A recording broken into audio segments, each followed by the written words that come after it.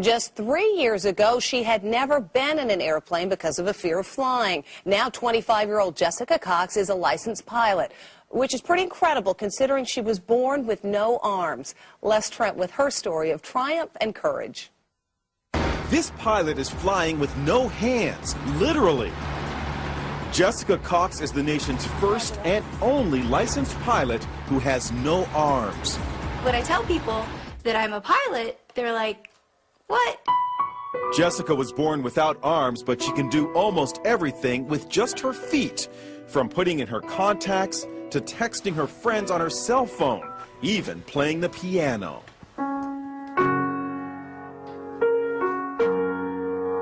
Jessica has a black belt in Taekwondo. She makes a living as a motivational speaker, but always had a fear of flying. So Jessica decided to face her fears head-on and got a pilot's license. She talked with our Jim Murray. How is it possible to fly a plane without hands? You know, it's even hard for me to believe when I'm talking about them. You just do it. Jessica invited us up for a spin high above the Arizona desert. Her lucky flying shirt reads, "Look, Ma, no hands." She showed us how she controls her plane. And I would have my right foot right here on the yoke, and my left foot here on the throttle. And I'm using my big toe to push on the push-to-talk switch. So you feel perfectly safe? I do, yes. Is there any issue of safety at all? You know, there's not. After, an hour, just like driving with her in a car, after an hour or so, you don't even really realize she has no arms. Our cameras were mounted inside the small plane to see Jessica in action. Watch as she takes off. Jessica uses her left foot to control the throttle. Then her right foot pulls out the wheel as she lifts off. It looks scary, but she does it like a pro. And watch, after she makes a picture-perfect landing, she stretches her leg and opens the cockpit windows.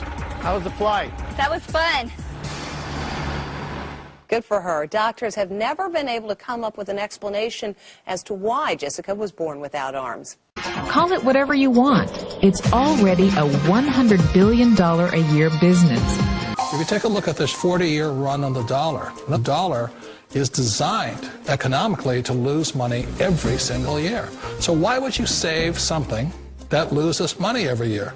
And what this means for somebody on retirement plans is that after you retire, the value of your dollar goes down and your cost of living keeps going up. To my rich dad, that was bad advice and made no sense. Again, it was different value. An important diagram my rich dad showed me when I was a little boy was a diagram known as a cash flow quadrant.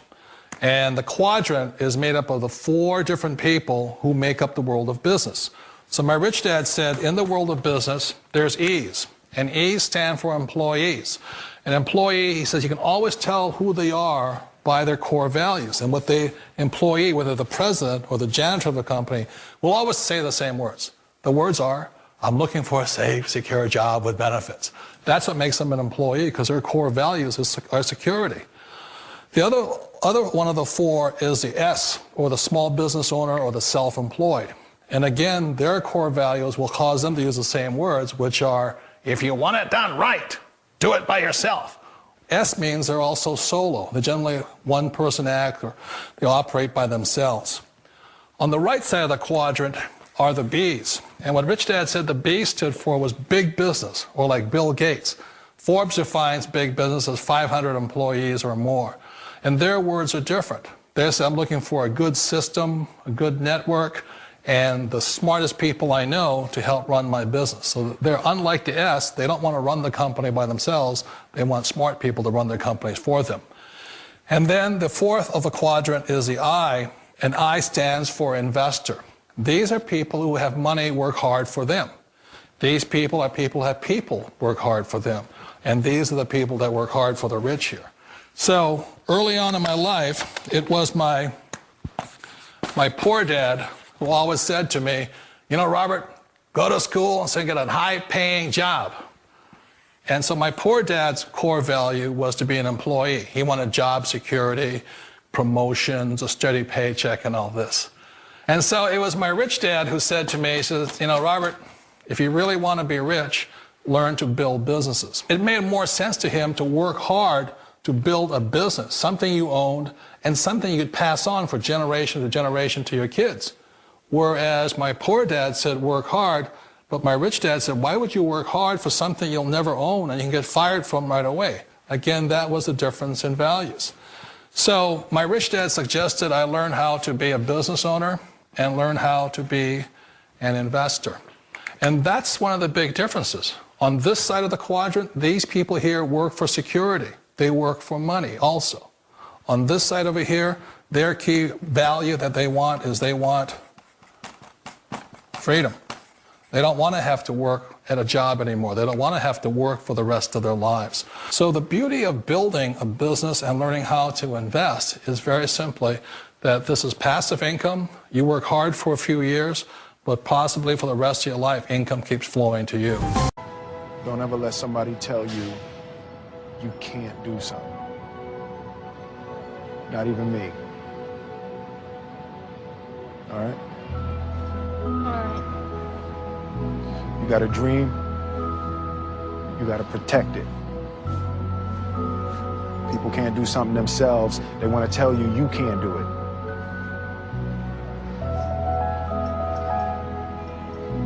You want something, go get it. Period. Of all the businesses out there, which type do you choose?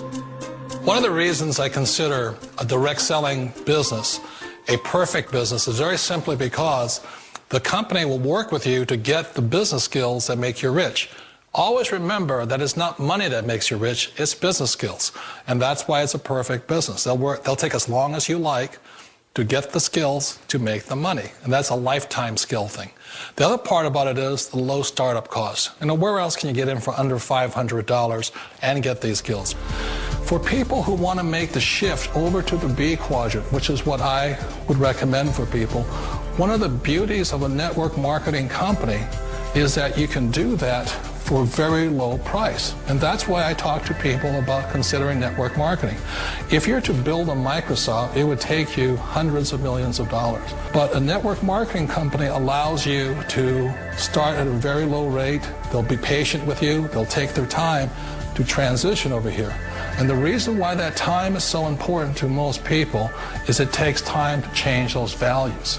And the most important thing is once you take the time, let's say it takes 1 year, 2 years, 5 years, whatever time it takes, once you see the value or the core values of this side and this side, you're unstoppable.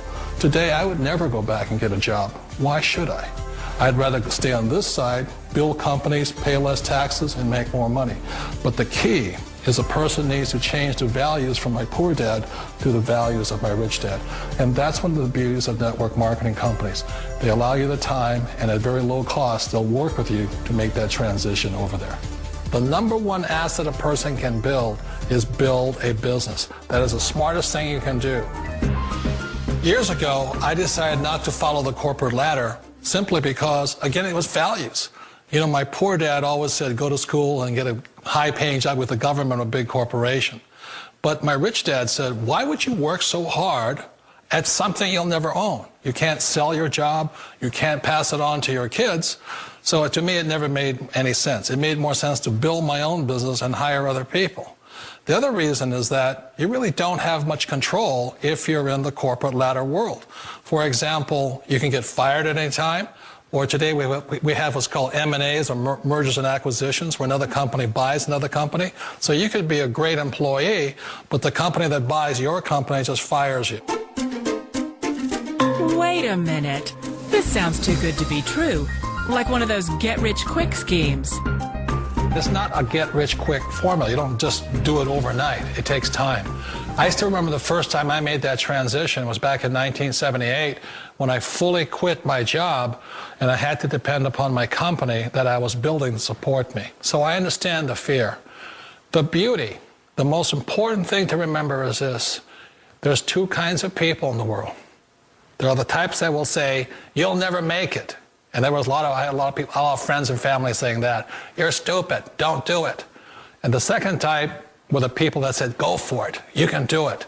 Don't worry about it, we'll cover you. So the most important thing is support of friends and family.